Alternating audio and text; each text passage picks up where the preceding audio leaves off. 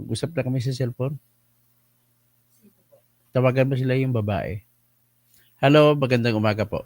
Ang ating pag-usapan po sa ngayon na napaka-importante at ang ito ay nabulgar. Haga-haga na inamin ni dating commissioner sa Commission on Audit, si Heidi Mendoza, na sobrang hirap pala talaga i-audit o checkin yung flood control projects. At kaya pala, inaaswang ng ating congressman at senador yung flood control project. Ang hirap pala, wala sila mga engineer doon. Ang tanging makacheck lang kasi pag flood control ay yung mga civil engineers lang. Eh kung wala silang civil engineers, ano mangyari sa buhay nila? So iyan po ang pinaka-problema nila. So ano na yun na dapat gawin? Siyempre, it calls for the hiring of civil engineers na permanente sa plantilla ng o di kaya mag-hire sila on contractual basis pag may auditing sila. Kasi tanging engineer lamang maka-check sa trabaho ng kapwa engineer. At saka naintindihan namin kami mga civil engineer kung ano ang dapat gawin, ano ang bagay na pagtapos ginawa ay kulang ba o madaya ba, kami lang makaka-check nun. So sa kanila ng mga auditor na sanay sa mga plus minus sa accounting, ay hindi nila kaya yon. Yung pala, kaya pala yung flood control project na ginawa nung nakaraan sa 2025 na budget, inakyat nila 288 million. Kaya pala, hindi na kayo ngayon uso pala sa mga congressmen ang mga project na mga kalsada. Mas gusto nila yung mga rock netting, yung mga hindi ma-check, ha? Yung baha hindi ma-check. Kasi usually, halimbawa, desilting ng mga ilog ay hindi mo madidiscover kung ang mga nag-ipon na mga buhangin, mga bato sa ilalim ng ilog ay natanggal ba? Hindi mo makikita kung ang lahat ng basura doon nakukuha ba? Kasi ang ginagawa lamang nila ay padadaanan ng backhoe, kunwari alsa-alsa kundi, tapos report na, kumpleto ng trabaho, baniningil na. At sino ba naman ang magche-check doon na auditor? Lulusong siya sa tubig na marumi. Yan po ang problema sa ating bayan. Kaya, something must have to be done. Ang unang tanong dyan, dapat bang magkaroon pa ng flood control projects? Ano mga ibang klase ng flood control projects? Maglalagay ng dike sa gilid ng ilog. Ladies and gentlemen, yung mga proyekto ni Aurelio Dong Gonzales na tataob na tutumba ng mga tubig niyan sa ilog sa Pampanga River. Ilang beses na yan. Ang problema lang sa kanila is bakit natutumba? May nagsasabi sa pagtitipid daw dahil sa maraming kickback ay imbis na baka lang gamitin, ang ginamit na lang nila ay mga kawayan gagawing kabilya. Pwede ba yun? Tapos siguro, nagpo-propose ako, ang lahat ng mga engineer at kontraktor na kalista, ang mga engineer, kagad-agad, wala nang maraming explanation, tanggalan ng lisensya. Kapag matumba yung mga, halimbawa, dike, tanggalan na kagad ng lisensya. Yung mga kontraktor, tanggalan na kagad ng lisensya. Ang problema kasi, maluwag kayo, hindi kayo Tapos idaan nyo sa pricing. Ano yun ang problema? Ang kasunod niya yan, na minumungkahi ng inyong lingkod na bilang isang civil engineer, wala na pong makakatalo sa body camera. Kung ginagamit sa Amerika ng mga pulis ang body camera at para makapagpigil ng pang-abuso ng pulis sa mga mamamayan, ay naging epektibo yan sa Amerika. Lahat ng mga pulis doon may body camera. Paano kayo kung lahat ng mga trabahante ng kontraktor dapat may body camera?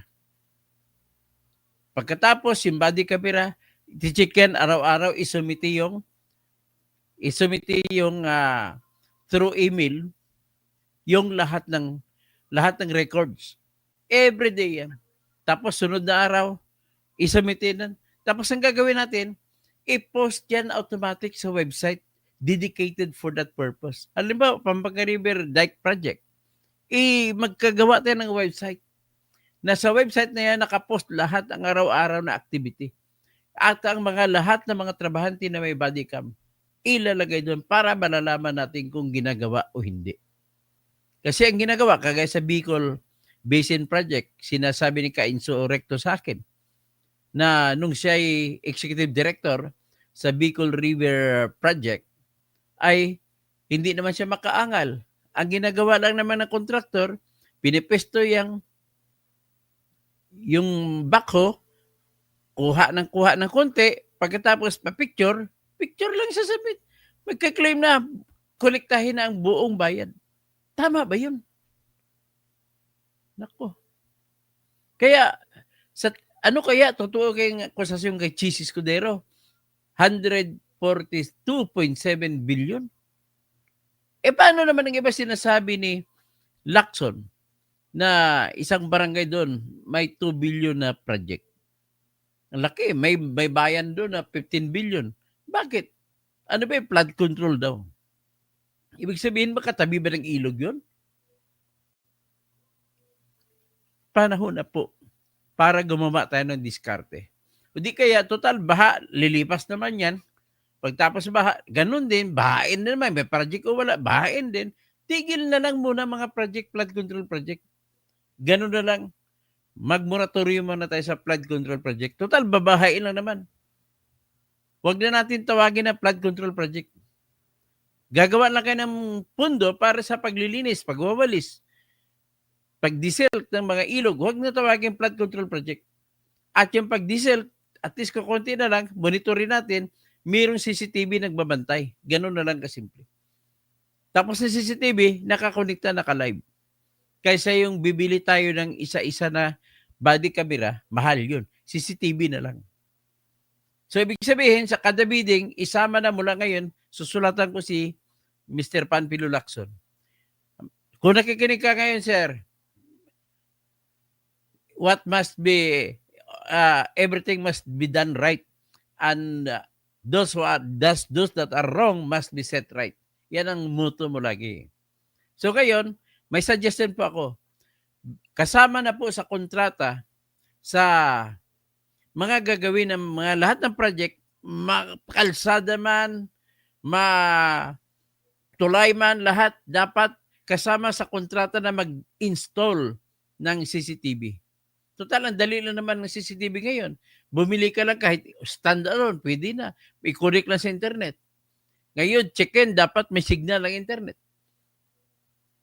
Sa tingin ko, ganun ang pinakamadali na gagawin natin. Di ba, Bergie Piquero? Tapos, tanggalan ng lisensya mga engineer na kagad, wala nang patawad-patawad. Pati mga kontraktor, tanggalan kagad ng lisensya. Wala nang maraming question. Konting diferensya, konting ebidensya, tanggal kagad. Kasi hindi magiging stricto tayo sa rules of evidence, ay walang mapagagawa na mangyari sa buhay natin. Alam nga naman, itutukhangin pa natin yan, papatayin natin bawat engineer. Mali naman yun. Babalik tayo kay Duterte style. So, yan ang nakikita ko na ito, pakinggan natin yung inamin ni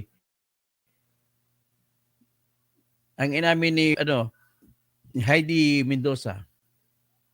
Pakinggan natin yung interview sa kanya ni Nasa rin niya ho ngayon si dating COA Commissioner Heidi Mendoza. Ma'am, magandang umaga po. Ay, magandang umaga, Ted, and magandang umaga, DJ, at magandang umaga sa inyong tagapakinig. Heidi lang, wala na tayo sa...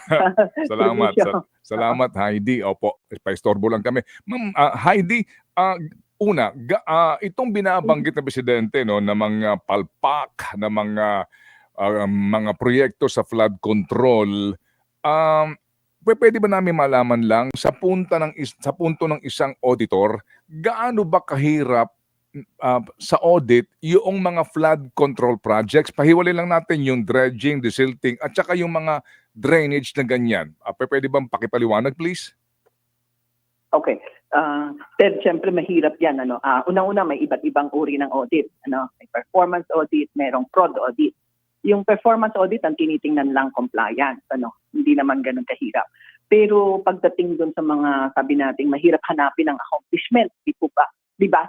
Halimbawa, dredging, pag umulan, hindi mo na makikita yan, di ba? And then yung tinatawag nating embedded items sa mga flood control. Diba? Halimbawa, gaano karaming, ilang cubic ng ang ginamit dyan. Hindi yan nakikita dahil usually na yung foundation or mahirap puntahan. So, una, ang halimbawa, ang gagawin mo ay performance audit, ang titingnan mo dyan, syempre, hindi lang yung compliance. Kumbaga, compliance, nasubmit ba yung mga dokumento? Tama ba yung madali lang yun, yung mga paperworks. Madali lang yun i-audit. Ang problema yung pag-implementa ng project, Ma'am Heidi. Award ng project, yung compliance yan. Pero sa performance audit, titingnan natin yung effectiveness ng project. Diba, Ted?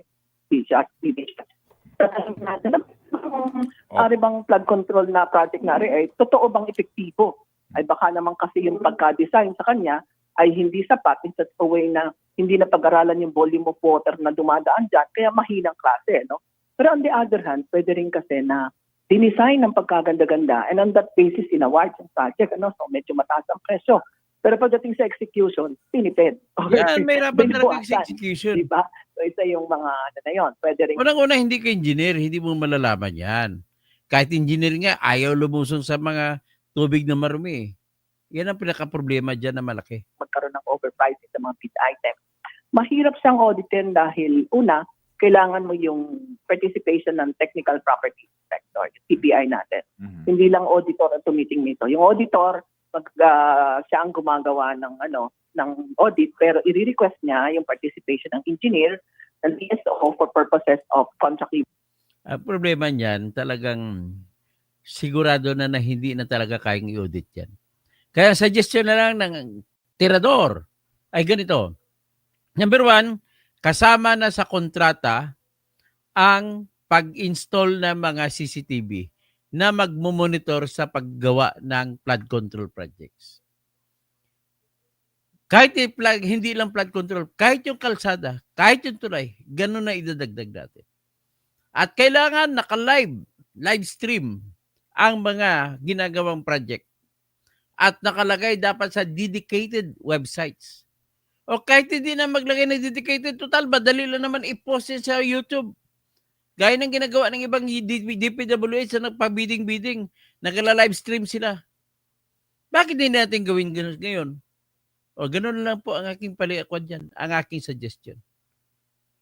At calling si Onir Limbog, Doktoto, pinapa-impeach daw ni Laila de Lima ang mga justices. Malabo yan. Hindi mag-successful yan. Bergie Piquero, tama. Kasi tanggal ang lisensya ng engineer. Rafael Cesar, like and share please. Okay. So pero ito sa totoo lang na natatakot talaga ako yung sa gagawin, para may gagawing magic ito si Romualdez Tambaluslos. Kasi hawak niya, diktahan niya lang mga congressmen, ay pipirma na yan. 1/3 ng kailangan para i-impeach ang lahat ng congressmen, ang mga senador, ay yung mga yung mga justices ng Supreme Court. Yan ang kinatatakutan ko. Kaya magdasal tayo na hindi dapat gagawin ni Tambaluslusin at matatakot naman siya. So magandang umaga po, bayan ko.